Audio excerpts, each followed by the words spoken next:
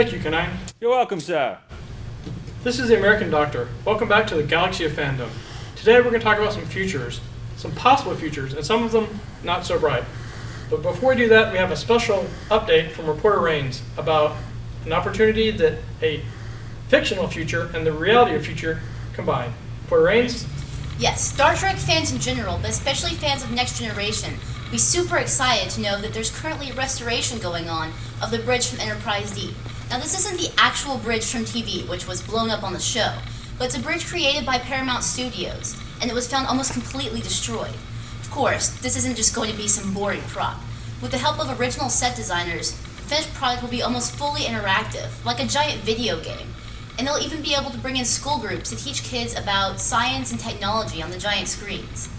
If you want to get a sneak preview of what the finished product will look like, you can stop by Space CityCon in Houston in early August to check out the world premiere of the tactical console, along with the other existing pieces. And really, who better to introduce this than Denise Crosby, who played Tasha Yar, one of the tactical officers on the Next Generation.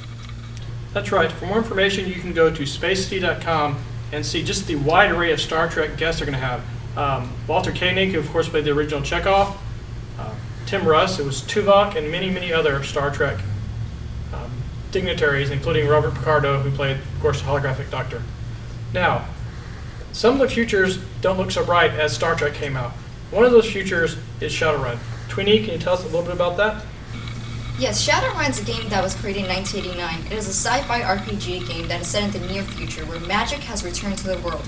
Mega corporations, government, and crime syndicates have subcontracted their work to individuals known as Shadowrunners.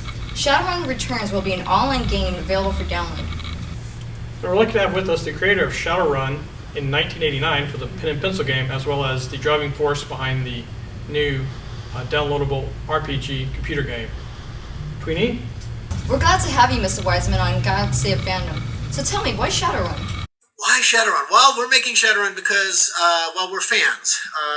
I get to be a fan of what I made 25 years ago because it's long enough past that I can call myself a fan of it, I guess. And a lot of the team were people who grew up playing different forms of Shadowrun, whether it was the paper RPG or the Sega Genesis or the SNES RPGs of the early 90s, or just people who read the novels and really enjoyed the fiction. So it's really born out of our love for the property, and it was funded by fans' love of the property, and them wanting to see that universe brought back to life in a kind of more tactical RPG setting. For those of us who have not played any version of Shadowrun, can you tell us more about it? By all means. So Shadowrun is set in a kind of a cyberpunk dystopian future. In the year 2054 is when our game is set. And it takes all the kind of tropes of that environment with the kind of dehumanization of humanity through injecting lots of technology into our bodies, into our brains, to kind of our society breaking down into being just corporate run rather than having any governments which even pretend to be in service of their own populace. So it's a pretty gritty, nasty place to live. And then into that environment was introduced the rebirth of magic in the world, which was based on the concept of the Mayan calendar, this long count, this 5,200-year cycle, which is how magic ebbs and flows from the earth. So magic returned starting this year, 2012, and as that magic just continues to grow, and as it grows, more and more things of magic re-emerge into the world. So some of the elves, the dwarves, orcs, trolls, kind of come be born out of human parents based upon all the junk DNA that we still don't know what really is for. It's actually about how these things express themselves in magic. And then, the nature starts to re-evolve, and some of the creatures of what we've considered fantasy come back into a very different world than they left 10,000 years ago. So the game will be out July 25th. You can find more information on the website. It is www.harebrainedschemes.com, and there's a dash in there. It's harebrained-schemes.com. Thank you for joining us on the Galaxy of Fandom, Mr. Wiseman. My pleasure.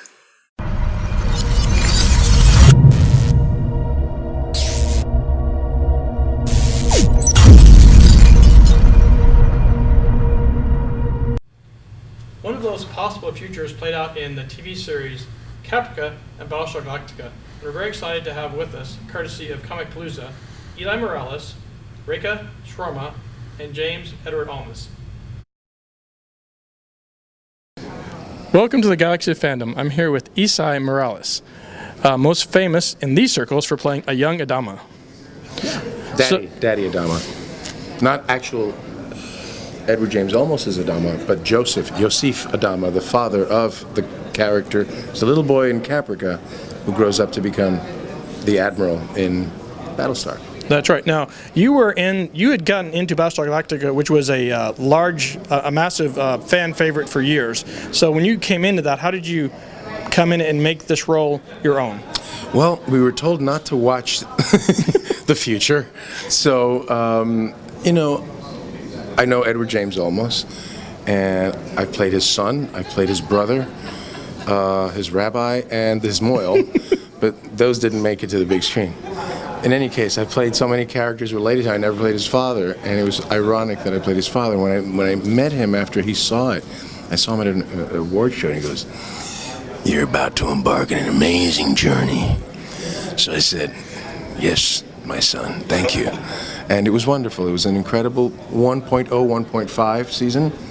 We never got to 2, but we tried. And Snooki beat us out. That's horrible. Not directly, but it's hard to compete on cable when you can make a show for a couple of drinks and condoms. I don't know what they pay these people, but Caprica was like $250,000 an episode. Do the math. So it was a great show, but it was a little expensive. Yeah, it was expensive, but you know what? It was worth it. There's something about quality crafted television. That's we still have some, thank goodness. Cable has really been the fountain of not youth, but quality as far as that, with great shows like Game of Thrones and Boardwalk Empire and Breaking Bad. We have so many great shows. Caprica was on a different network, and it was something that we were grateful for Sci-Fi for taking a chance on us, and not so grateful for kind of like walking away a little too soon for our taste and my mortgage. But that's okay. We're very proud of what we did, and we're very happy that the BSG fans that did tune in, that did love us still, and they're here, and they know details that I've forgotten. I was like, oh my God, that's right. And I'm just honored to be here. All right, so in addition to your karaoke and extreme singing career, is there anything else you're working on coming up? Actually, yes. We did a show called Magic City. That'll be out soon, early June. I play a Cuban general in that. I did a pilot for CBS, but unfortunately, that pilot got drunk before he boarded the plane. And did not make it on the air. That's all I have to say. But no. I blame Snooki. Just Nookie and Snooki take down all kinds of men and pilots. No, seriously. It was a wonderful show, but CBS only has so many slots. So, I'm here. Great. And where should we look for your new series? Stars, premium cable, Stars. It's called Magic City, and I play an arc in it as well as James Caan. And the show is a wonderful, stylistic, beautiful cross between The Godfather Part 2 and Mad Men. Well, that's a must-see TV. Oh, yeah. Thank you so much for joining us from the Galaxy of Fandom.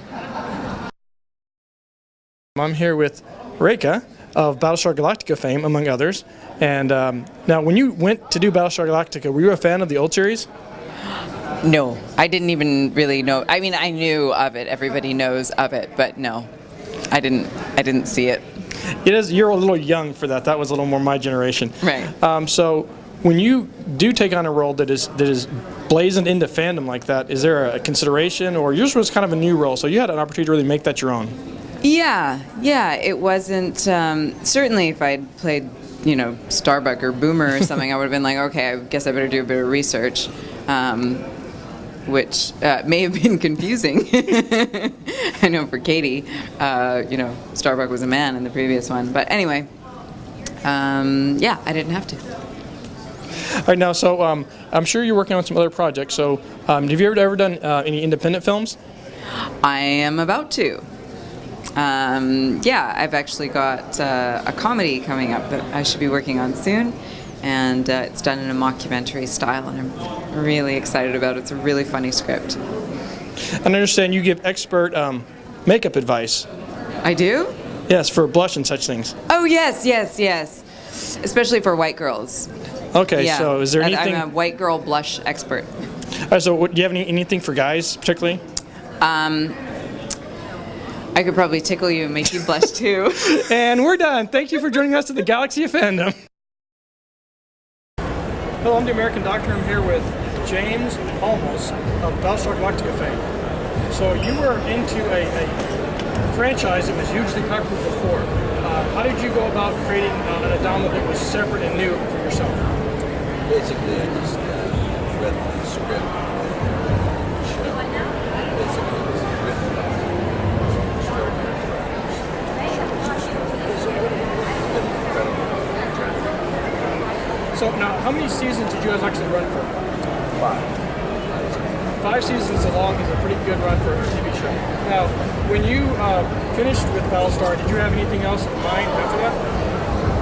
No, I've been very grateful that I had the opportunity to do this show. I think it's the best use of television. Very grateful. Well, thank you for your time. You have a great day. Thank you so much. Thank you for coming. That future didn't turn out so great for mankind. Fortunately, a lot of people here in the Galaxy of Fandom do care, and they have shown that helping out Ronald McDonald charities at Comicpalooza. And we go on scene to Reporter Rains. Hi there, it's Reporter Rains here at Comicpalooza with our first installment of the Fandom Cares. I'm here with Ronald McDonald House Charities with Ruth.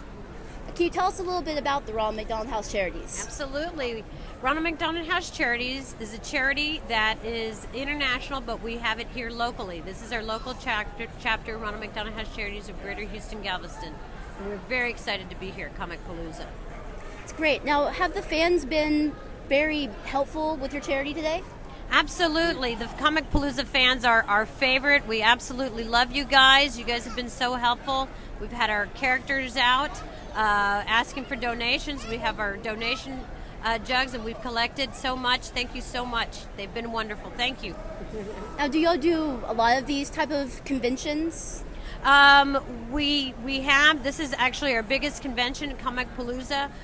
We hope to grow it every year, working together with Comicpalooza. So this is actually our biggest event in terms for this kind of an event. Oh, wow, nice. Now, if people aren't here and they're like, oh, this sounds like a great idea, I want to help out, is there any way they can get involved? Absolutely. You're more than welcome to get on our website, rmhcghg.org, and you can donate, and you can see all the other opportunities that are available to work with Ronald McDonald House Charities and to donate.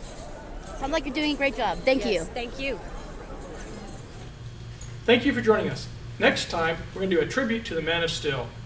Our guests will include someone who made a cameo appearance in the film, as well as George Perez, one of the most famous comic artists of all time. Thanks for joining us. We'll see you next time.